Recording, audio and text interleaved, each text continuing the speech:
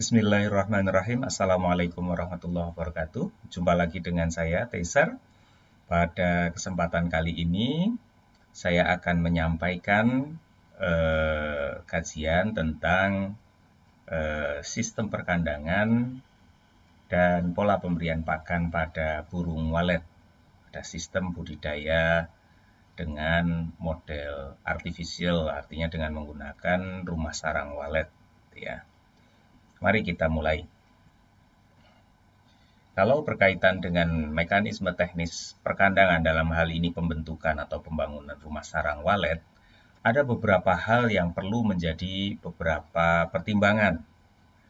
Karena kalau kita membangun tetapi tidak disukai oleh walet itu, maka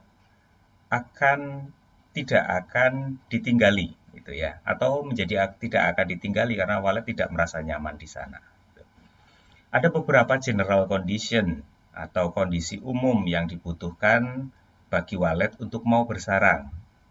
Biasanya pada beberapa titik itu ya, ada yang harus diperhatikan. Yang pertama adalah internal air temperature atau suhu lingkungan di dalam rumah sarang walet.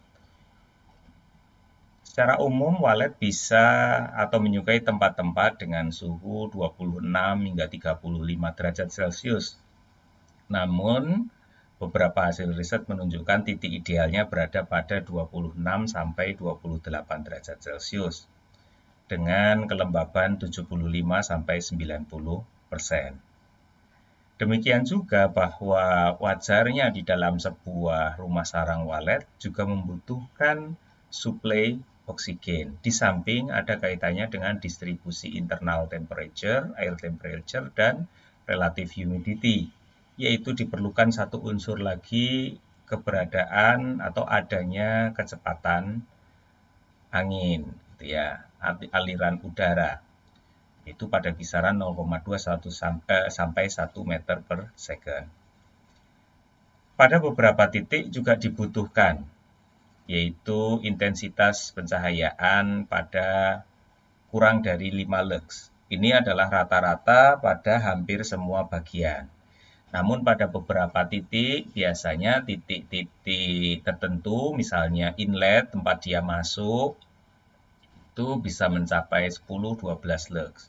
Dan biasanya itu merupakan satu-satunya sumber pencahayaan bagi semua bagian rumah sarang walet. Terkecuali mungkin untuk kepentingan manusia ada tambahan lampu yang memang tidak dinyalakan ketika pada kondisi pemeliharaan normal. Gitu ya. Kemudian pasti butuh dukungan ventilasi dan yang nyaman, yang cukup, atau bahkan beberapa diberi tambahan humidifier. Nah, jadi arah bujurnya juga tidak mendapatkan cahaya langsung dari matahari karena kebutuhan internalnya sebagaimana tadi disebutkan pada sekitar 5 lux atau kurang dari 5 lux. Kemudian kalau kita melihat atau mengacu pada sebaran penempatan lokasi budidaya rumah sarang walet, ini ada beberapa literatur yang baru saja dirilis dan menarik. Literasi yang ditulis oleh Fujita dan Leh ini, hasil risetnya menunjukkan bahwa kalau kita lihat di wilayah Sarawak ini, secara umum sebaran rumah sarang walet itu ya posisinya mendekati wilayah coastal ya. Jadi terbanyak di sana, bukan pada sentra pulaunya gitu ya. Nah, ini ada kaitannya dengan masalah bagaimana mereka memperoleh pakan, kemudahan memperoleh pakan yang berupa serangga, hampir semuanya serangga, gitu ya. Kemudian kita masuk pada keharusan atau contoh-contoh konseptual ideal dalam sebuah rumah sarang walet. Nah, ada hasil riset yang disampaikan oleh Ibrahim et al. Tahun 2009 yang menunjukkan bahwa ternyata desain bangunan itu menentukan perubahan kondisi mikroklimat di dalamnya. Jadi ada kondisi 1 tertutup, kemudian kedua ada tambahan ventilasi gitu ya. Kemudian kondisi ketiga diberi tambahan humidifier gitu. Dan kondisi keempat itu dua-duanya diberikan, artinya ada ventilasi dan humidifier. Humidifier mestinya kita juga tahu bahwa humidifier itu bisa di-manage dengan baik, artinya dengan menggunakan sensor-sensor tertentu kita mencoba mencapai kelembaban-kelembaban ideal bisa kita tempatkan. Namun ketika humidifier itu pada penelitian ini diset intake sepertinya tetap terus menyala. Dari hasil pemantauan mikroklimat yang dilakukan Ibrahim et al. Ini, kesimpulan yang paling ideal berada pada kondisi keempat. Jadi humidifier saja ditambah tanpa adanya ventilasi, gitu ya, itu ternyata mengakibatkan terlalu tingginya kelembaban di dalam rumah sarang walet. Nah, kelembaban, suhu, kecepatan udara, dan sebagainya, kecepatan angin tersebut punya relevansi terhadap bagaimana walet membangun sarangnya. Kalau kita melihat misalnya kondisi 4 pada gambar yang kanan bawah, ya, ini merupakan kondisi yang paling ideal. Sebaliknya kondisi 2 ini memiliki tingkat kelembaban yang terlalu rendah. Permasalahannya ada di mana? Sebagai contohnya begini. Kalau kelembaban itu terlalu rendah, maka ketika walet awal mulai membangun sarangnya, rumah sarangnya itu, maka dia memiliki kesulitan untuk melakukan penempelan sarang. Atau kadang sarang yang sudah menempel itu menjadi terlalu kering sehingga akhirnya retak atau terjatuh kembali karena terlalu kering. Namun demikian, gitu ya, tingkat kelembaban yang terlalu tinggi, parameter yang paling mudah kita melihatnya pada kelembaban. Pada kondisi 3 ini juga bermasalah ketika di atas 90. Jamur akan lebih banyak tumbuh, sementara walet tidak mau bersarang pada bilah kayu atau sudut-sudut tertentu yang di situ terdapat jamur, sehingga ini repot menghadapi dua kondisi. Maka kondisi idealnya ya di antara 75 sampai 90 atau kurang dari 90. Jadi nyaman di angka 80, 85 mungkin itu nyaman. Nah, artinya begini, mekanisme teknis pengaturan secara alami, secara fisik kan begini. Kalau suhu rendah, kadang kelembaban bisa rendah. Kalau suhunya dinaikkan, pasti akan bisa membantu menaikkan kelembaban selama tersedia air, kan gitu. Demikian pula, kecepatan angin akan membantu sirkulasi menyediakan oksigen, namun sekaligus bisa mengatur kelembaban udara. Karena dengan adanya pergerakan udara itu bisa menurunkan misalnya relative humidity. Nah, dari beberapa komponen grafik ini, intinya yang pengen kita capai adalah titik optimumnya. Bagaimana menjawab titik optimum, suhu berada 26-28 atau maksimal 35 kan gitu. Kemudian bagaimana mencapai kelembaban tapi di bawah 90, di atas 75. Maka parameter-parameter kontrol ini menjadi parameter-parameter yang sangat penting dalam pembudidayaan walet gitu. Ini hanya bagian dari sebuah contoh-contoh yang mungkin bisa. Nah, artinya bagaimana kita mengupayakan kondisi maksimal di dalam rumah sarang walet. Banyak yang kita lakukan, bisa menggunakan misalnya kalau artificially ya menggunakan termostat, kemudian ada humidifier gitu dan sebagainya, atau penambahan angin tertentu dengan menggunakan blower dengan kecepatan tertentu yang bisa menjamin kepentingan 0,2 sampai 1 meter per second misalnya. Jadi modifikasi-modifikasi alat. Nah, tentunya tanpa mengganggu kenyamanan yang bisa paling mudah karena kita tidak bisa mengukur parameter fisiologis secara langsung pada burung, kita mengamati behavior-nya.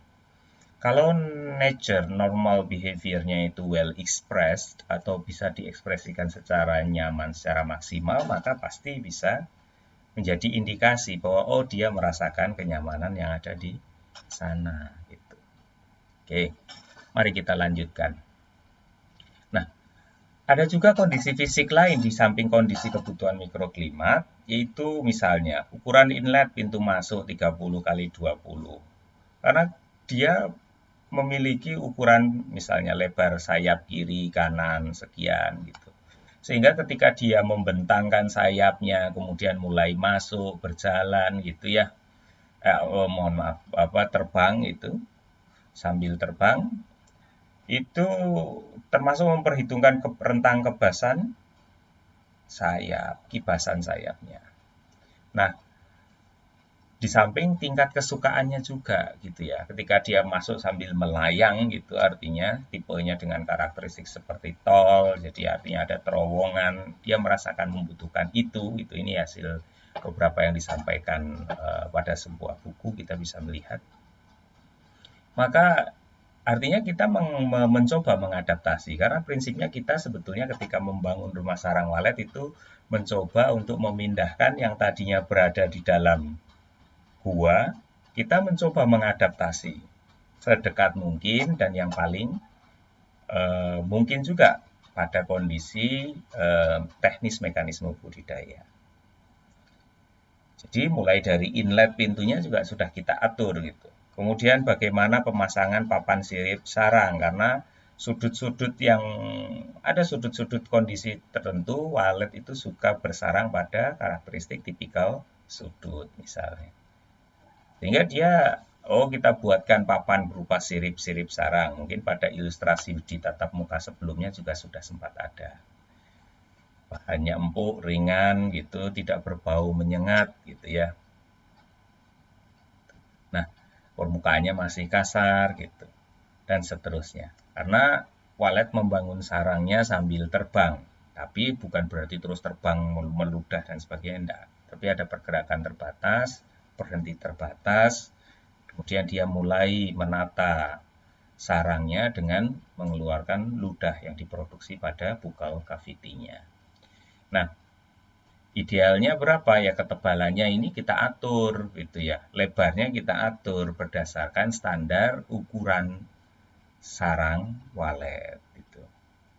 Nah, kemudian ada beberapa kondisi lain, penyediaan bak air ini pasti untuk menjamin kelembaban gitu. Kemudian sistem ruang sehingga dia merasa ada ruang-ruang berbeda dan mendapatkan tingkat kenyamanan yang berbeda ketika memasuki, bisa jadi bahkan dengan diatur dengan tingkat terang atau gelap yang berbeda. Kemudian mulai ditempatkan sarang-sarang imitasi, ada lagi sound attractor gitu. Ini akan membuat dia menjadi lebih betah. Gitu. Nah, ini contoh papan sirip sarang walet itu yang ada itu ya. Jadi memang tidak harus nilai idealnya itu masih sangat-sangat relatif, tapi paling tidak kita mencoba mendekati gitu ya. Kondisi-kondisi yang memungkinkan bagi walet masih bisa gitu. Tadi misalnya bahan lunak dia masih bisa untuk mencoba hold on sehingga dia bisa sambil mengeluarkan liurnya dan membangun sarangnya. Itu gambaran umum terkait dengan kebutuhan rumah sarang walet. Nah, kita mencoba masuk pada feeding manajemennya. Karena ini masih sebagian besar tergantung pada nature, maka kita mencoba juga melakukan pendekatan-pendekatan pada rumah sarang walet yang tidak sepenuhnya pola pemberian pakannya disediakan secara buatan. Nah, namun nanti di bagian akhir juga kami berikan gambaran bahwa ada beberapa pengusaha di wilayah Malaysia yang menggunakan sistem pemberian pakan dengan secara buatan. Nah, mari kita lihat bagaimana perbedaan-perbedaannya, termasuk jenis-jenis tipikal serangga apa yang dibutuhkan walet, kemudian bagaimana cara walet itu akan memperoleh serangga-serangga tersebut. Kita akan banyak menyajikan pada slide-slide berikut ini. Dalam pola pemberian pakan, kita perlu memperhatikan pola konsumsi walet. Nah, burung walet dewasa memiliki habit, biasanya group hunting atau berburu secara bergerombol. Artinya dia memiliki grup-grup dan pasti ada leadernya. Itu mereka keluar dipimpin oleh leadernya, bisa terbang sampai 30 km. Pada penelitian yang tadi disampaikan Lee, itu pengamatan yang bersangkutan mencapai pada titik 30 km dari sarangnya. Kemudian karakteristik habitnya itu insectivorous, artinya dominansi utama konsumsinya adalah serangga. Frequent feeding in daytime, jadi mereka memiliki habit untuk mencari makanan pada siang hari. Ya. Namun ada beberapa titik dia juga mencari makanan sampai malam hari secara terbatas. Nanti akan kita sajikan di bawah. Dan dia menyimpan makanannya pada bukal cavity-nya, pada bagian di tempurung, di belakang mulutnya. Nah, dia juga memiliki seperti layaknya kita memiliki makanan-makanan yang sangat disukai, ya, yang lebih disukai jenis-jenis serangga tertentu, gitu ya. Nah, pada saat dia caring and nursing, jadi merawat anaknya, itu pasti pola kembalinya menjadi lebih frequent, gitu ya, kembali ke sarangnya. Namun ketika tidak sedang mengasuh anaknya menjadi berbeda, bisa jadi tidak kembali sampai malam tiba. Kemudian untuk burung walet, anakan burung walet, yang perlu kita perhatikan adalah dalam satu hari dia bisa mengkonsumsi sepertiga dari bobot tubuhnya. Nah, kondisi ini menjadi penting untuk kita perhatikan. Kalau naturally akan diberi pakan oleh induknya, kita tidak bisa banyak berpikir tertentu mau seperti apa. Tapi pola pattern ini menjadi wajib kita penuhi ketika mau melakukan hand feeding, kalau mau ngeloloh gitu. Karena sekarang dalam segmen budidaya itu kan ada yang telur-telur sudah mulai ditetaskan. Nah, akhirnya harus dengan mesin tetas, maksud saya, akhirnya di hand feeding atau diloloh. Nah, sebagai pembudidaya kita harus memperhitungkan bahwa kebutuhannya itu untuk chick, artinya untuk anakan, itu masih membutuhkan pakan yang banyak hingga sepertiga bobot tubuhnya. Nah, kemudian ada lagi gitu ya, part of feeding behavior. Jadi bagian dari pola tingkah lakunya yang merupakan adjustment dari pergerakan serangga, karena makanan utamanya itu serangga, gitu ya. Maka pola mencari makannya gitu, itu juga mengikuti pergerakan serangga. Ya. Oleh karena itu, dia lebih aktif biasanya di mana porsi sebaran serangga itu ya di udara terutama itu menjadi lebih banyak. Dia lebih banyak berangkat pada pagi hari, artinya gasik gitu ya, early morning, dan late afternoon, menjelang surup, gitu ya, menjelang senja. Mengapa? Karena serangga-serangga yang terbang itu lebih banyak bergerak porsinya pada waktu-waktu tersebut, yaitu pada kondisi yang cukup hangat. Pagi dari dingin menjadi mulai semakin panas dengan terbitnya matahari, dan sore hari menjelang matahari terbenam itu sudah tidak terlalu panas namun memiliki udara yang hangat. Nah, kemudian yang ketiga, ada dua rhythmic feeding pada setiap hari, itu biasanya tadi yang disebut pada pagi hari dan late afternoon tadi, itu mereka biasanya mulai berangkat pada jam 5:30 keluar, itu sudah siap gitu ya. Nah, kemudian pola itu masih mudah kita amati dari tanah, artinya kita melihat burung walet ke atas itu mudah hingga jam 10 siang kurang lebih. Mengapa? Karena serangga biasanya terbang gitu ke pada saat lebih siang lagi, mengalihkan pola terbangnya pada jarak yang lebih tinggi. Mungkin karena adanya peningkatan suhu tubuh. Lebih tinggi ini kan artinya bisa jadi dia bergeser tempat, mencari yang tidak terlalu panas atau tidak terlalu dingin gitu ya. Sehingga tidak banyak yang bisa kita amati dari tanah itu. Kemudian ada beberapa tipikal.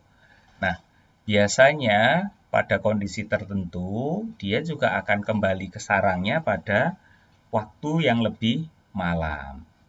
Hal ini juga berkaitan dengan pemanfaatan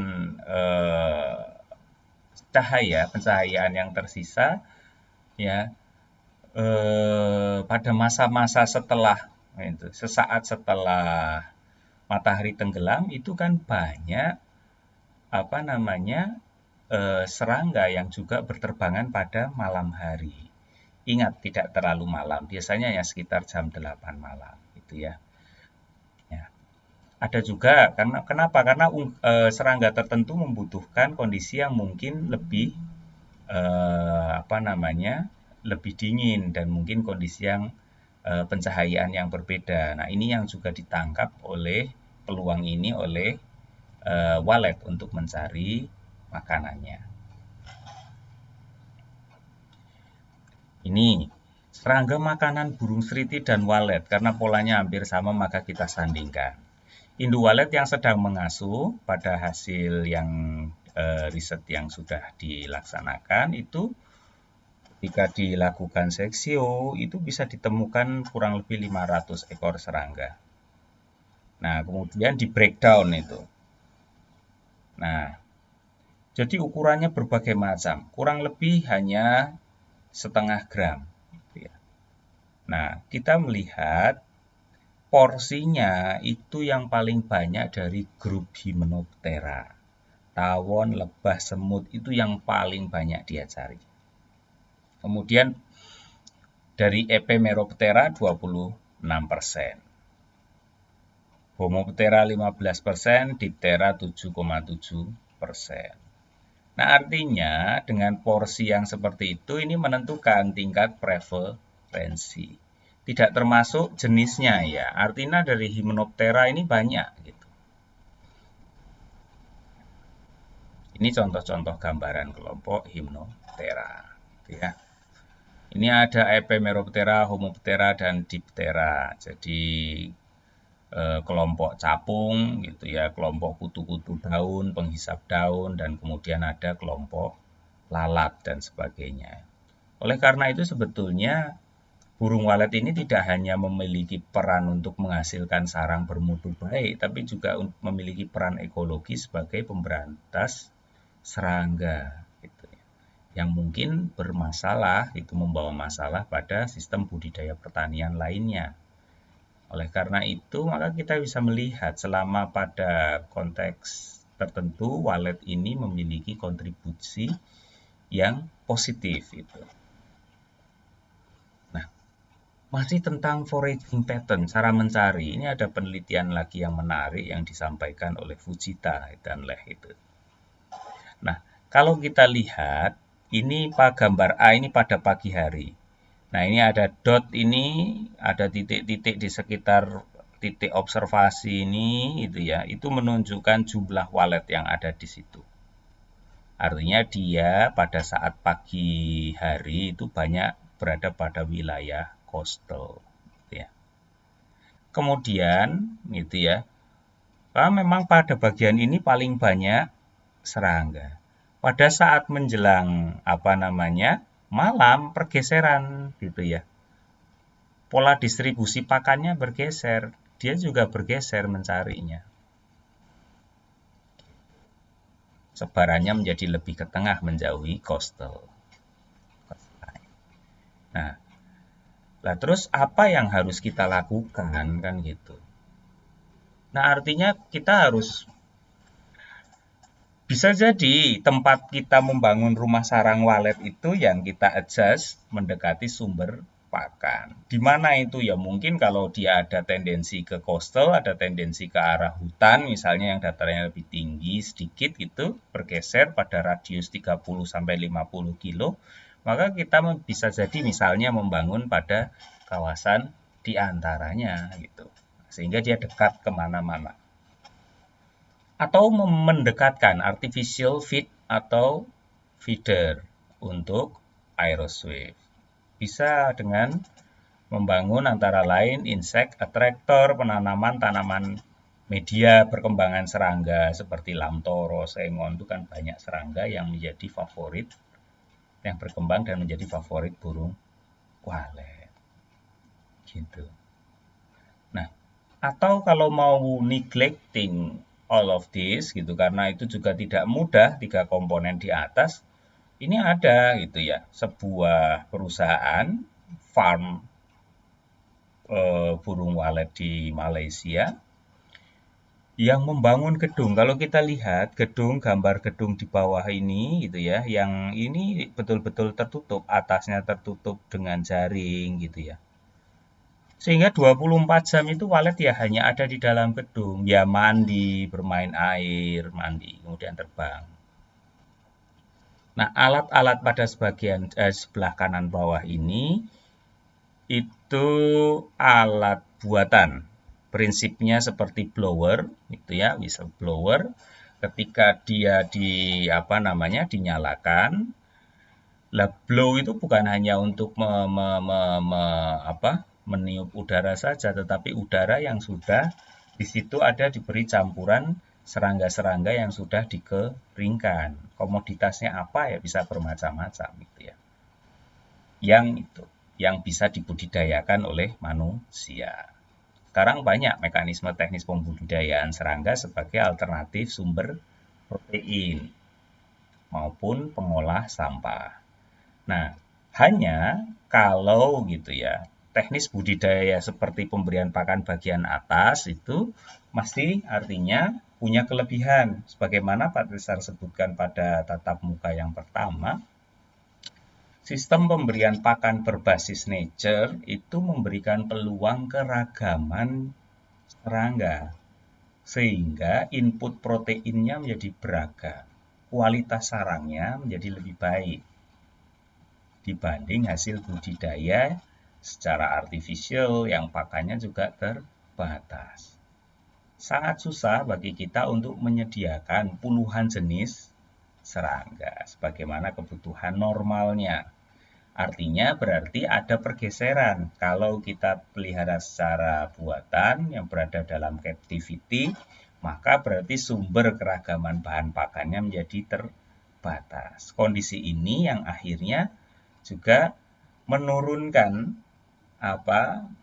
kualitas dan biasanya konsumen besar seperti wilayah Cina, Hong Kong, Taiwan dan sebagainya itu juga tahu ini produk dari mana. Itu. Maka harganya menjadi berbeda. Pada tatap muka kali ini saya belum bisa menyajikan perbandingan relatif harganya gitu. Tapi beberapa informasi itu sudah bisa kita temukan melalui beberapa pemberitaan media bahwa memang harganya sangat berbeda. Gitu. Oke. Ini salah satu contoh bentuk produksi pakan secara artifisial. Kalau kita lihat ini larva lalat ya, berbagai jenis. Artinya bisa jadi larva-larva lalat tertentu yang dibudidayakan. Gitu. Setelah memasuki fase tertentu, fase tahap pertumbuhan larva, dia dicuci, dibersihkan, dan kemudian dipelet seperti pada bagian kanan bawah, dibuat pelet. Gitu ya. Pelet-pelet inilah, yang terolah inilah, yang selanjutnya menjadi makanan yang bisa diberikan secara artifisial dengan menggunakan blower-blower yang diterbangkan, kemudian ditangkap oleh walet. Gitu. Sehingga saat ini walet juga sudah mungkin untuk bisa dibudidayakan pada captivity, pada ruang terbatas. Ini saya menyampaikan potential member of Diptera as Swiftlet feed resource, antara lain ya serangga ini. Nah, hanya ada perbedaan kepentingan gitu. Kalau kepentingan kita mau dipelet saja, artinya dibuat pelet, itu kan sebelum memasuki fase pupa, larva ini sudah diharvest. Kemudian kita buat pelet gitu. Tapi kalau kita memang mau merilis dan memberikan kesempatan walet itu makan, maka ya kita lepas saja pada saat dewasa gitu. Nah, artinya kepentingan segmentasi budidayanya menjadi berbeda, tapi dua-duanya sangat memungkinkan dilakukan. Kenapa potensial? Ini salah satunya saja, bahwa 10.000 ekor BSF itu, Black Soldier Fly larva, itu bisa merecycle 1 kg organic waste per day. Luar biasa. Dan biasanya dibutuhkan 1.000-1.500 larva BSF untuk menghasilkan 1 kg bobot larva yang setelah biasanya dicuci karena media hidupnya itu cenderung sampah kan begitu. Itu maka ada beberapa proses, maka proses pelleting itu menjadi lebih baik. Meskipun demikian, kenapa ini menjadi salah satu mungkin upaya yang bisa kita alternatifkan? Karena karakteristiknya yang cukup baik. Artinya pada tahapan dewasa itu biasanya karena dia tidak memiliki belalai gitu ya, maka dia hidup kurang lebih maksimal hanya sekitar 2 minggu itu untuk mating dan kemudian menghasilkan keturunan dan mati. Dia tidak tidak mencari makan untuk fase dewasa, hanya mungkin minum gitu ya. Kemudian tingkat kemudahan lagi adalah telur-telur jenis karakteristik BSF ini pola bertelurnya tidak pada medianya, tetapi di atas media, sehingga mudah kita identifikasi untuk diambil. Nah, di samping dia juga memiliki peran untuk mengeliminasi larva-larva lalat lain yang mungkin membahayakan. Jadi kalau larva lalat lain itu hidup pada media, dia tidak. Begitu dia sudah mulai hidup menetas, dia akan turun ke media dan bisa mengovercompete larva lain. Sehingga biasanya kalau sudah ada larva lalat ini, larva lalat lain juga tidak akan tinggal pada media yang kita siapkan. Medianya bisa sampah organik yang paling murah gitu ya. Nah, artinya tidak perlu membeli. Nah, sehingga ada proses recycle positif yang menghubungkan antara swiftlet breeding dengan atau budidayanya swiftlet dengan masalah kepentingan recycle lingkungan, kan gitu. Ini hanya contoh-contoh saja imajinasi yang mungkin bisa kita kembangkan dalam proses budidaya untuk menghasilkan sarang walet. Gitu. Nah, itu gambaran dari yang bisa saya sampaikan hari ini. Saya akan seperti biasa membuka diskusi pada 15 menit ke depan. Silahkan jika ada beberapa pertanyaan yang akan kita diskusikan. Untuk me-wrap up pertemuan kita pada hari ini, yang jelas di dalam segmen pembangunan rumah sarang walet itu membutuhkan kondisi-kondisi spesifik untuk walet nyaman tinggal di dalamnya. Kalau dia nyaman, maka dia akan membangun sarang, kan begitu secara teknis. Nah, untuk itu beberapa kondisi seperti kondisi mikroklimat, kondisi ketersediaan pakan, tipikal bagaimana lingkungan itu mendukung pakan itu ada, itu menjadi perhatian penting dalam segmen pembudidayaan burung walet, khususnya untuk produksi sarang walet. Dan kondisi ini pun tidak akan lepas dari kapasitas atau kualitas produk sarang walet yang akan dihasilkan. Saya rasa itu, terima kasih. Mohon maaf jika ada yang tidak pas. Assalamualaikum warahmatullahi wabarakatuh.